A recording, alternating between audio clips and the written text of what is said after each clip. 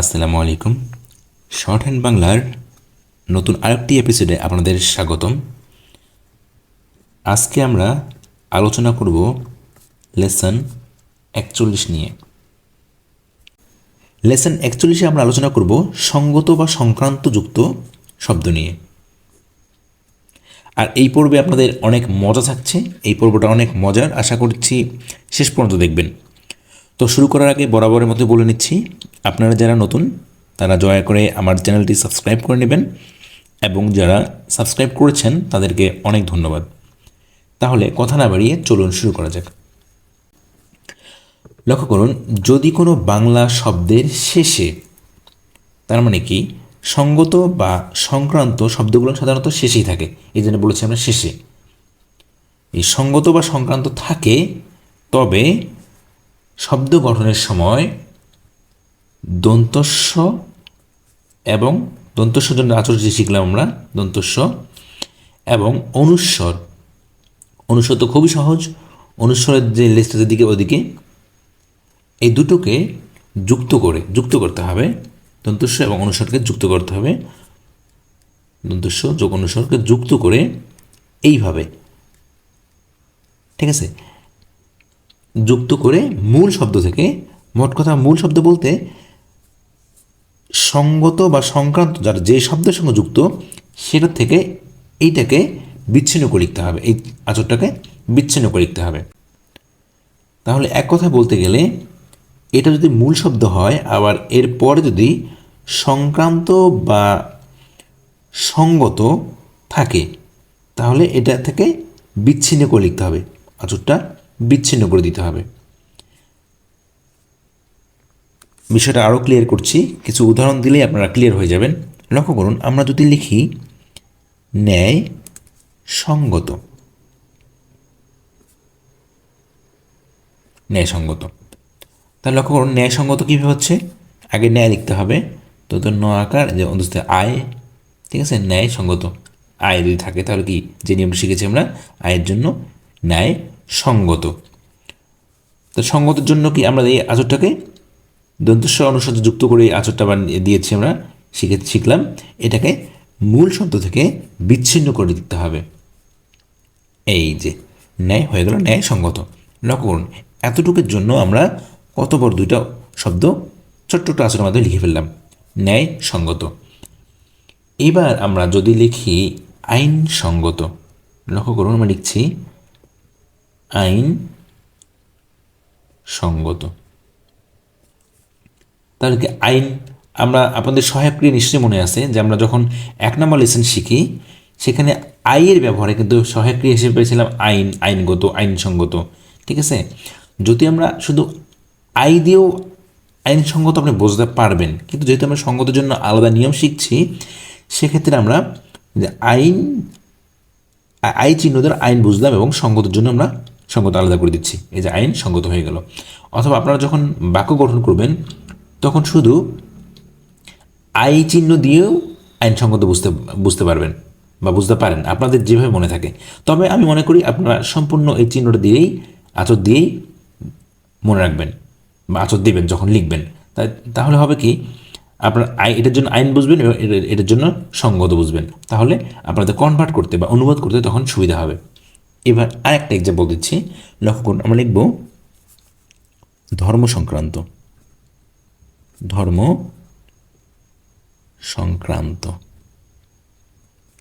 লক্ষ্য করুন, ধর্ম, এই যে ধর্ম আমরা একবার দিলাম, ময়রেফ, ধর্ম সংক্রান্ত, এই সংক্রান্ত ধর্ম, মটাকে আমরা একসঙ্গে দিয়ে দিলাম, আমরা আলাদা করে দিলাম না, ময়রেফ এভাবে দিলাম না, একবার দিয়ে দিলাম ধর্ম, এই ধর্ম সংক্রান্ত, ধর্ম সংক্রান্ত, রেফের ব্যবহার, ঠিক আছে। রেফের ব্যবহার শিখেছি আমরা, আপনাদের নিশ্চয় মনে আছে, ধর্ম সংক্রান্ত, এই হচ্ছে ধর্ম সংক্রান্ত হয়ে গেল।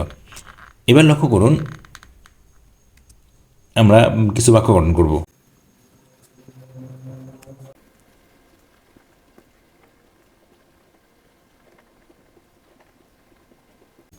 লক্ষ্য করুন, আমরা লিখেছি ছাত্রছাত্রীদের পরীক্ষা সংক্রান্ত অভিযোগ যুক্তিসঙ্গত নয়। তাহলে এখানে আমরা কিছু শর্টকাট টেকনিক অবলম্বন করব। আপনারা লক্ষ্য করুন, বাক্যটা কিন্তু অনেক বড় লিখেছি, মোটামুটি একটু বড় লিখেছি। এটাকে আমরা শর্টকাটে কীভাবে কনভার্ট করব, তাহলে কি ছাত্রছাত্রীদের, তাই না? আমরা এটা লিখি আগে প্রথমে সরকার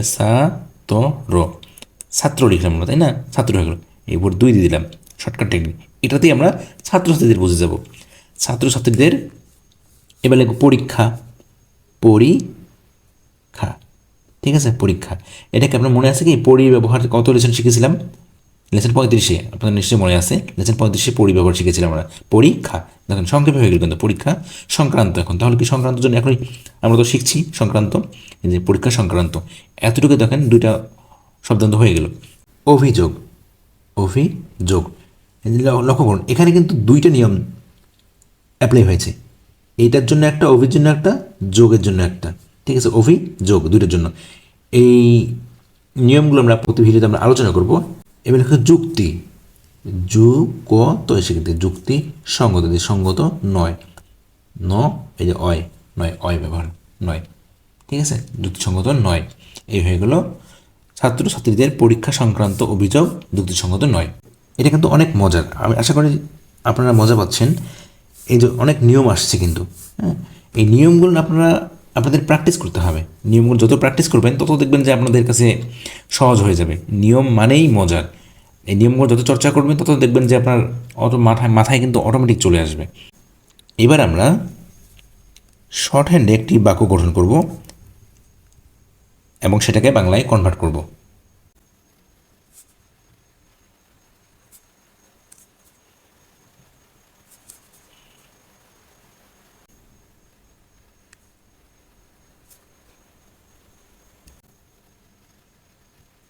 লক্ষ্য করুন আমরা একটা বাক্য গঠন করেছি, এখন এটাকে বাংলায় কনভার্ট করব। এটি হচ্ছে আপনাদের মূল চ্যালেঞ্জ কিন্তু, হ্যাঁ, আমরা যে বাক্য গঠন করলাম শর্ট হ্যান্ডে আপনারা যখন বলবে আপনারা শুনে শুনে এইভাবে লিখবেন এবং এটাকে বাংলায় কনভার্ট করতে হবে। এটাই কিন্তু আপনাদের দক্ষতা বা আপনাদের গতি নির্ধারণ হবে এই লেখার উপরেই। তাহলে আমরা এটাকে বাংলায় কনভার্ট করি। লক্ষ্য করুন ম, এটাকে শিখেছি আমরা সংক্ষিপ্ত। ধর্মের যে ইয়েটা শিখেছিলাম আমরা, লেসনটা শিখেছিলাম, সেটা মনে আছে কিনা আপনার জানি না, মনে থাকার কথা। লেসন 27-এ শিখেছিলাম আমরা, লেসন 27-এ ধর্মের নামগুলো কীভাবে সংক্ষেপে লিখতে হয়। ম, ইসলাম, এটা হচ্ছে ইসলাম, ইসলাম, ঠিক আছে। ময়রেফ, ধর্ম একসঙ্গে দিয়েছি আমরা, ময়রেফ, ধর্ম, এটা তো সংক্রান্ত শিখলাম আমরা এখনই, ক্রান্ত, বয়ের শিকার, ধৈর্যের শিকারে, বিধি, বিধি, বয়ের শিকার ধন, বিধান,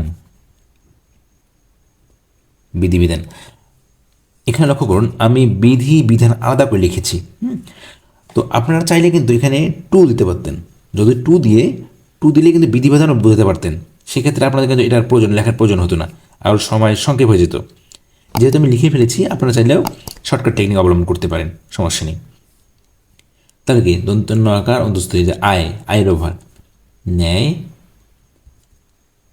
সঙ্গত, সঙ্গত বলিয়া, ইয়া, ঠিক আছে, ইয়ার ব্যবহার। এটা আমরা কত নম্বর শিখেছি? আমরা এটা হচ্ছে আমরা লেসন 17-তে শিখেছি। বলিয়া, বলিয়া, ইয়ার ব্যবহার, বলিয়া, প মা মন একসঙ্গে আছে, অনেক বড় করে দিয়েছিল হন নিত, তাহলে কি প, তাই না, প্রো তো শিখেছি না, যুক্ত হবে, প্রো লেসন কত শিখেছি আমরা? 34 নাম্বার শিখেছি না, লেসন 34-তে শিখে আসলাম।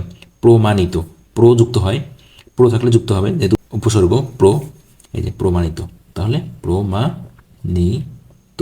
লক্ষ্য করুন এইভাবেই কিন্তু আপনাদের অনুবাদ করতে হবে। ছোট্ট একটু কয়েকটা আঁচড় দিয়ে আমরা বড় একটা বাক্য লিখে ফেললাম।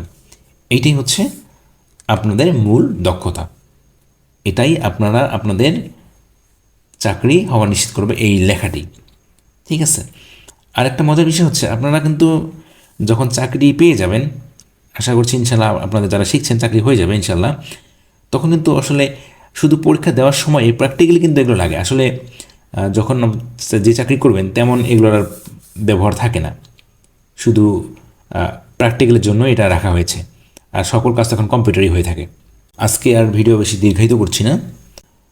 আমার ভিডিওগুলি ভালো লেগে থাকলে আপনারা অবশ্যই আমার চ্যানেলটি সাবস্ক্রাইব করে রাখবেন। ধন্যবাদ, সবাই ভালো থাকবেন, আল্লাহ হাফিজ।